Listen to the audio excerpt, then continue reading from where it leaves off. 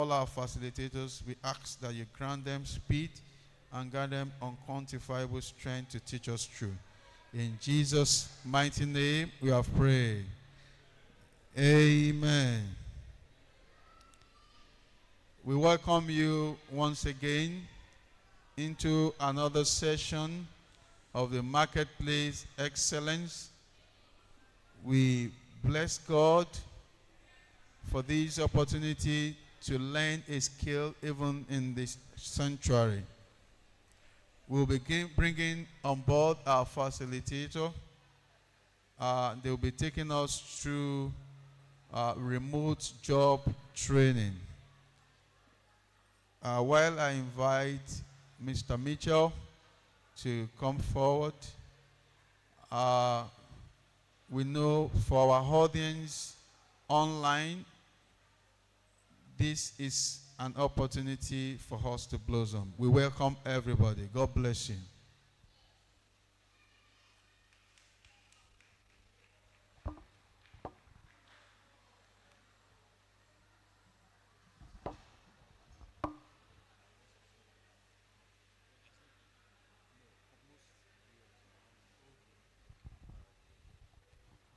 Praise God. Praise Master Jesus. So we thank everybody for coming. I would first of all introduce myself so that we know who is talking. My name is Mitchell. I am the recruitment manager in Kimberly Ryan Limited. We are a foremost HR services company, and we are operational across Africa. And I head the recruitment department of Kimberly Ryan Limited. So I'll just be speaking on remote job / getting an ATS ready CV. Getting an ATS ready CV, which is very, very important to us achieving our aim. Right, to us actually getting a call up for an interview. And that's what I'll be presenting today, an ATS ready CV. So before we proceed, if you could just, okay, so we have it already on the screen. Mastering the ATS standard CV in 2026. Mastering the ATS standard CV.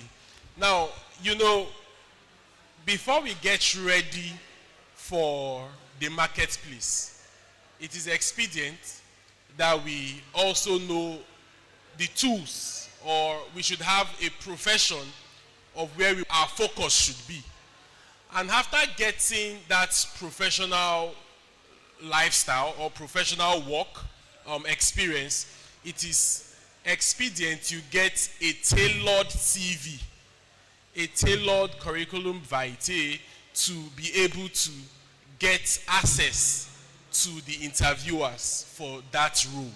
And that's what I'll actually be discussing on in this presentation. So I pray God bless us as we listen. Next slide, please. So you say ATS, the silent gatekeeper. ATS, the silent gatekeeper. So when you apply for a job, there are two things that are involved when you apply for a job.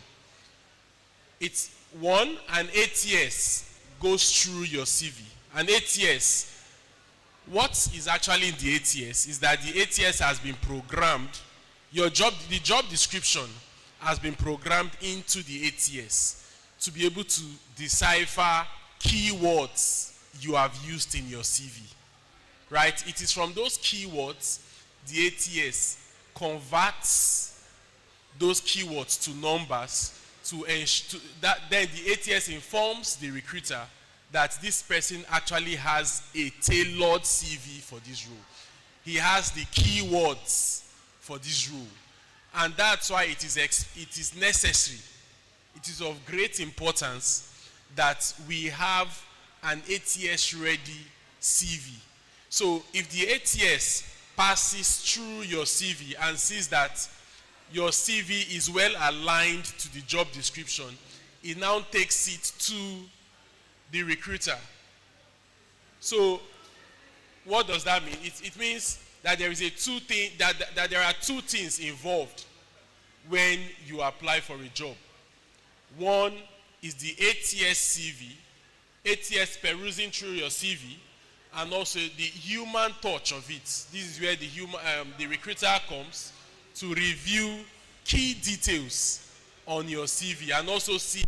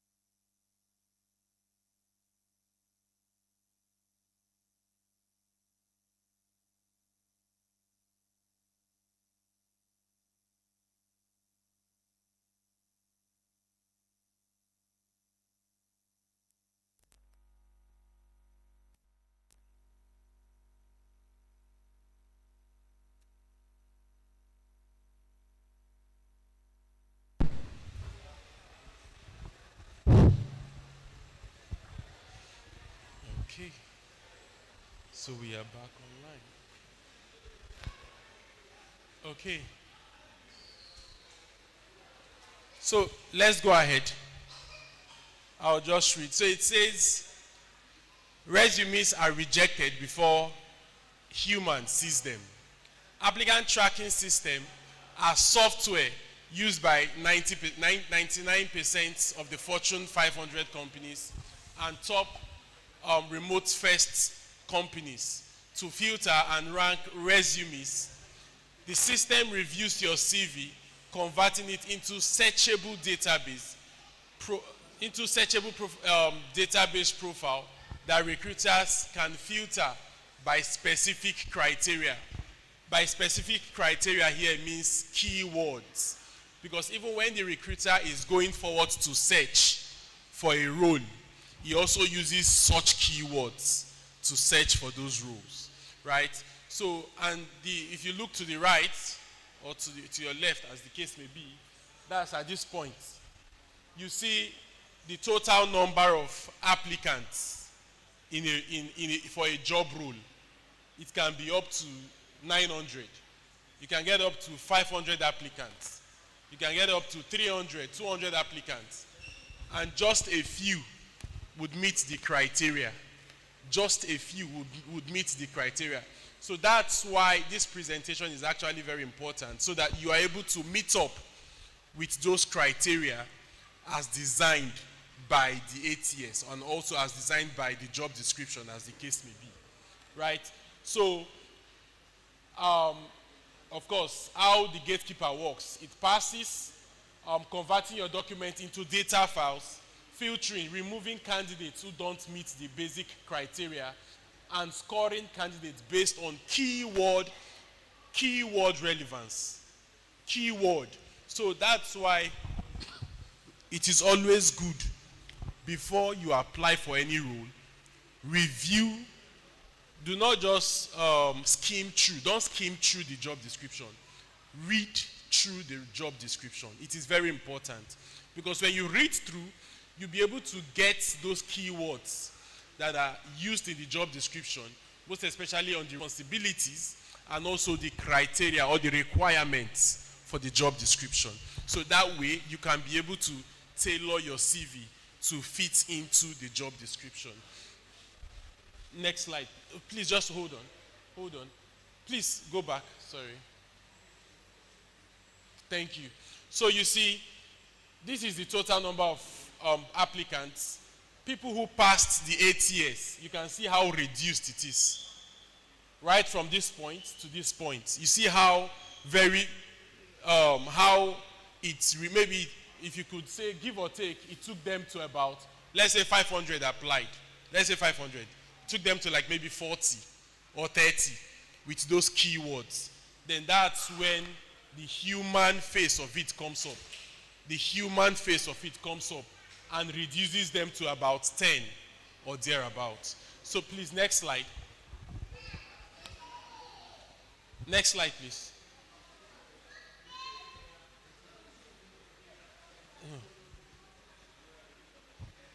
Okay. Layouts for accurate parsing. Layouts for accurate parsing. So simplicity is your best friend. When you are designing your CV, you look at what I said, designing.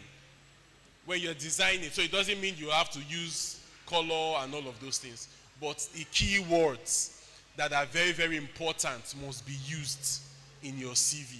If it's not used, you might be rejected, even if in the real sense or in the real world, you're actually qualified for the role. And I'll give you an example. I was sourcing for a role, for a very important role in Abuja. And the candidate who applied actually had 22, I can't really recall, maybe 22 or 18, give or take, years of experience. But the issue is that the person did not filter his CV. So I saw that this person has the experience in this job role for a longer period of time. So what I did was to share this same CV to the client. And when the client reviewed the CV, he responded, "This CV is badly written.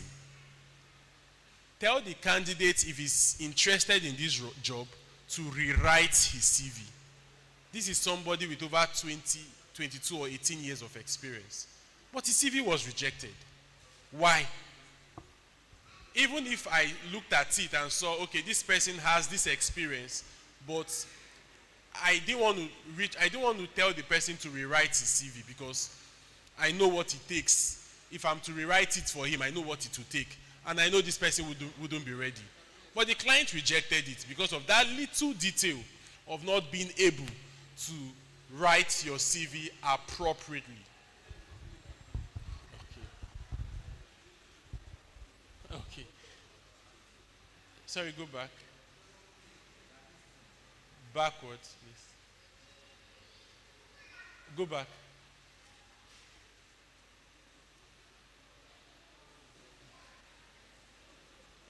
Yeah, okay, that's it. So simplicity is your best friend. So recommended fonts you are to use. You have the Arial, the Calibri, the Georgia, the Times New Roman. Like I would also add, you can use Tahoma, and that will be fine as well.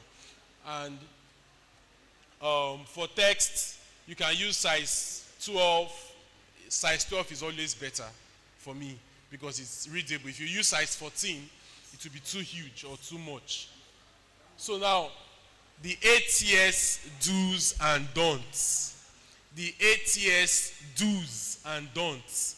So for ATS, single column linear layout, single column linear layout, standard heading, plain text with minimal formatting, and it should also be saved in PDF. So now what's the do's in getting a standard ATS is that you don't want to design, you don't want to color whatever you're writing. Whatever you're writing, you don't need colors or anything. What you basically need is using key fonts. Using key fonts and also writing in plain, simple English. In plain, simple language that can be understood by the ATS and also readable by humans. Plain, simple language. And the don't is is images, adding your picture, your passport photograph. Nobody wants to know who you are, right? In the professional world, nobody wants to know who you are. What they want to know is what you're bringing to the table. What value are you adding to the organization? That is what they're after. And all of this will be stated in your CV. All of this looks doesn't matter in the professional world. What matters the most is your value. What are you proposing to the client that you're bringing to add to his organization or to his firm? And so that's why they don't need to see your face. They don't need any graphics, leave out table or text boxes, sidebars, placing contacts in the header. You know, most people actually are fond of that. Instead of writing your name. So, when you know what they call header and footer in Microsoft Word, there is no point placing your contact details in the header.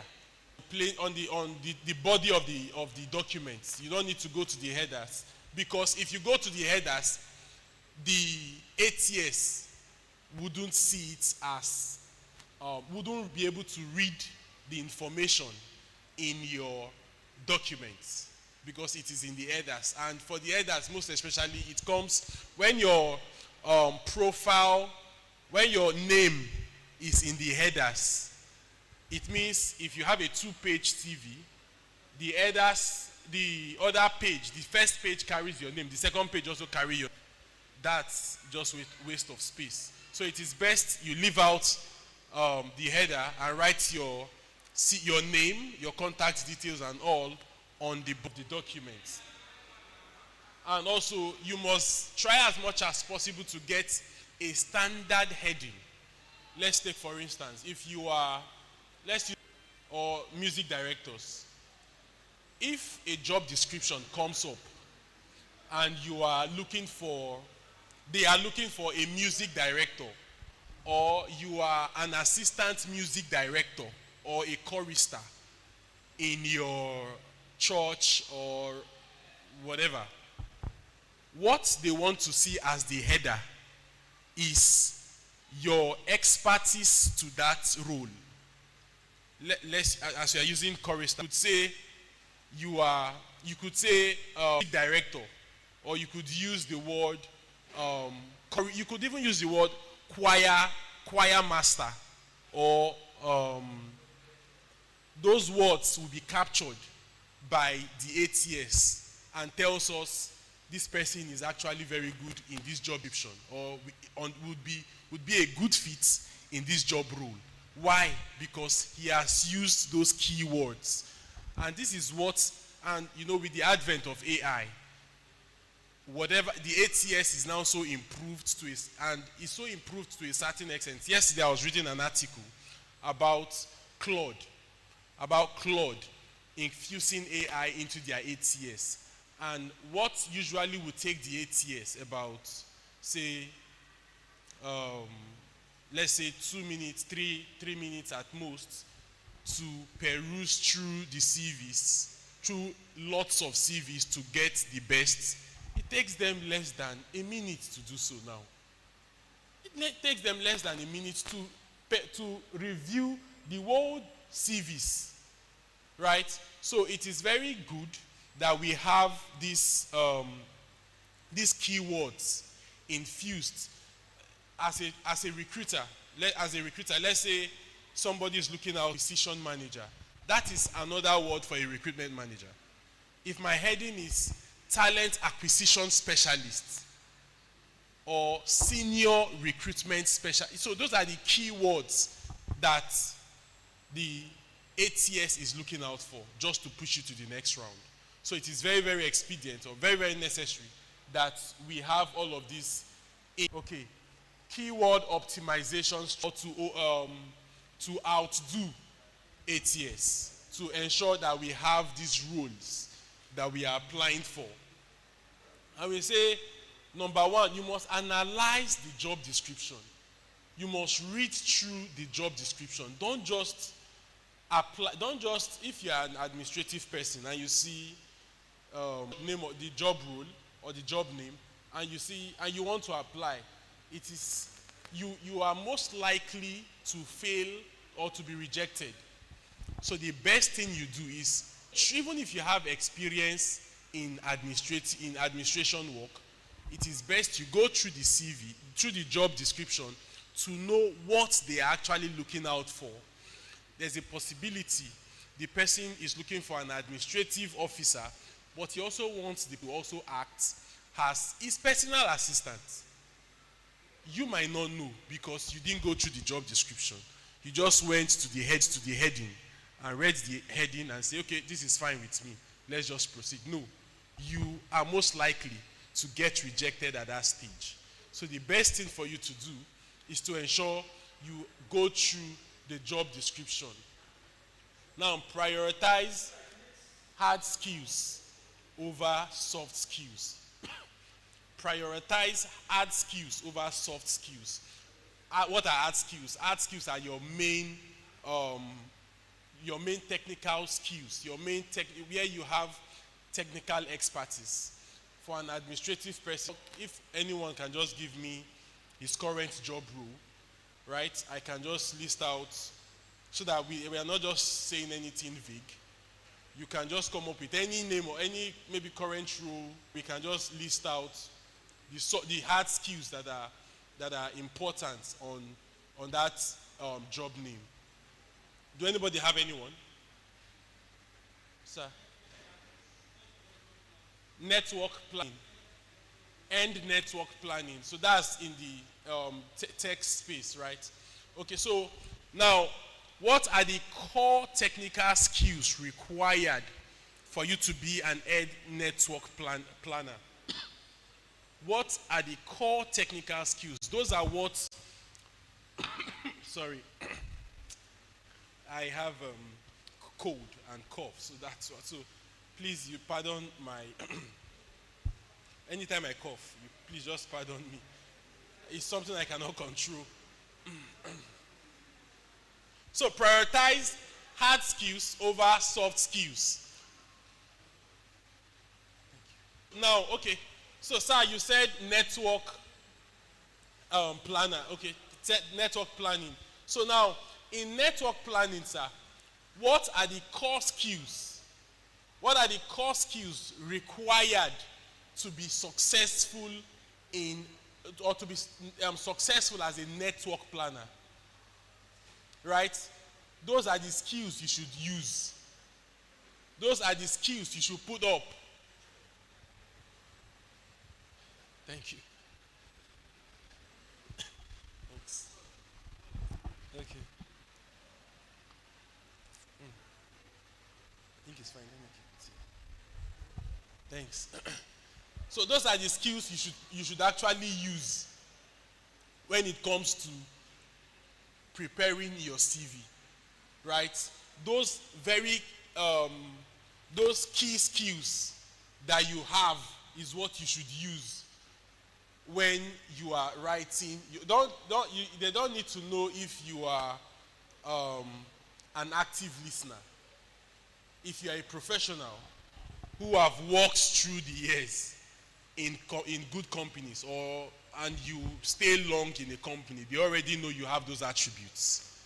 They already know how you might be able to adapt to different cultures and all.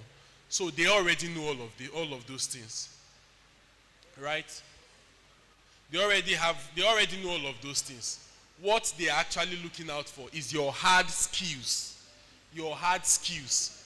So leave the soft skills out of the picture and focus on your hard skills. Now, exact matches matter. Use both the full term and acronym, customer relation management, CRM, to ensure exact match. So now, what this point is actually saying is this. So you can use acronym in place of a full word. If you are a software engineer, you can use, or if you are a senior software engineer, you can use SE. You can use SE. S for software, E for engineer. interchangeably, right? You can use, if you're a senior software engineer, you could also use SS, senior software, SSE, right? So these are abbreviations or acronyms you could use to, because even when the recruiter is searching for a role like that, he also uses same words. He might use senior software engineer. He might use SSE. He might use outside of software. He might use back-end engineer, depending on the hard skills listed. The person might be good in.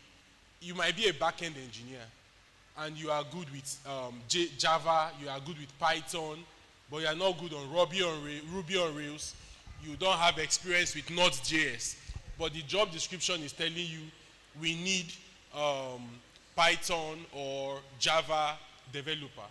But you as a back-end developer, you are only very conversant with Node.js or Ruby on Rails.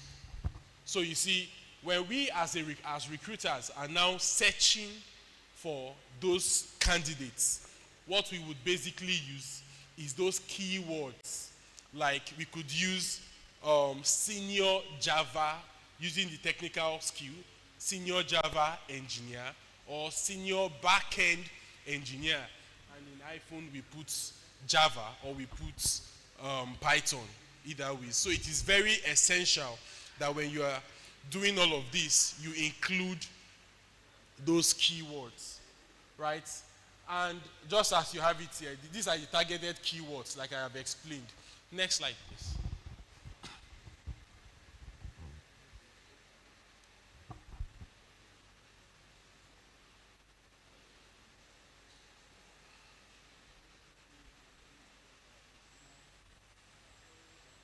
Okay, results-driven summaries. Results-driven summaries. Objectives are dead. Summaries are standard. Objectives. So you know,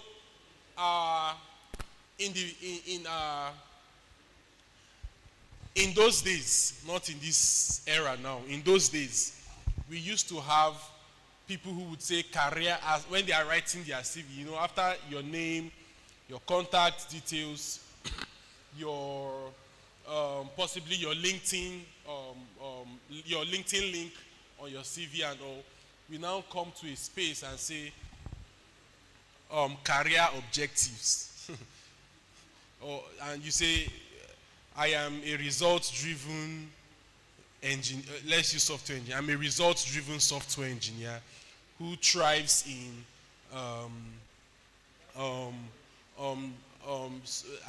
who thrives in an environment where there are maybe multicultural and all of those things. That summary, those details are vague. Those details are not necessary. What is necessary here is what? The standard, right? The key summaries you use. Now, you must be able to use number to quantify how your experience are. You can say, I have over 8 years experience in this field, driving initiatives that would improve, that has improved, or that is improving over 20% of whatever the case may be of this particular or of this issue. I've been able to reduce downtime. I've been able to increase turnaround time. I've been able to, whatever thing you are able to do, whatever thing you are able to do in your job role, you should be able to state it out clearly in the job, in the professional summary. So don't use career objectives or whatever. Use professional summary. That professional summary would help the ATS detect that you have the requirements to be able to be passed through to the recruiter. So it says traditional career objectives is outdated and should be replaced with professional summary. that highlights what you bring to the company, the value. What you bring to the company. This section is a prime location to pack in high-level keywords that quantify your years of experience. So remember, you must put your years of experience. If you have 2 years experience, it's also good. But indicate it in your professional summary. Indicate, I have 2+ years experience. You might have 2 years, 1 month experience. It is still 2+ years until you are asked in the interview. Okay? You could say 2+ or over 2 years. So you could say, I have over 2 years experience. I have over 3 years experience. Or you can say 2+ years experience. That's very, very key. Because when the ATS sees those experience, in as much as it aligns very well with the job description, it okays your CV to proceed. Right?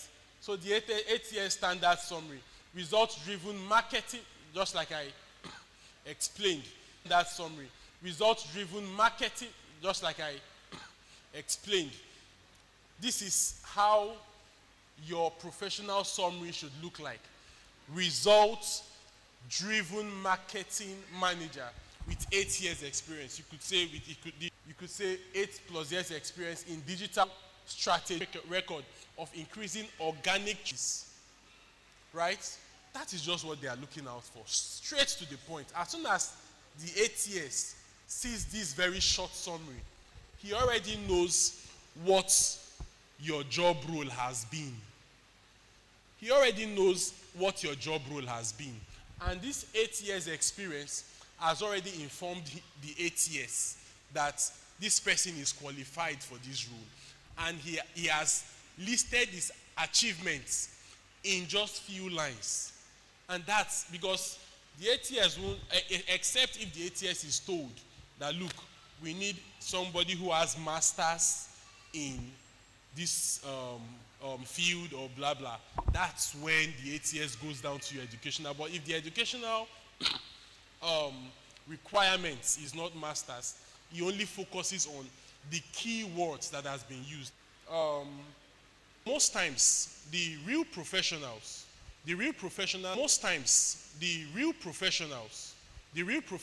are not actually looking for jobs. So they are called passive candidates.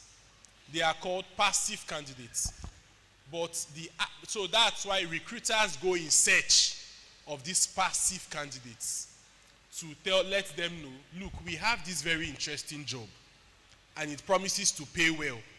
Would you be interested to apply? Right? But the sees them as they are actively job searching. They might not have this experience. They are just doing a trial. There are ones who have that experience, right? But their CVs are not tailored to the job description. And so that's why the ATS would reject them, even if they have the core requirements to be interviewed for that same role.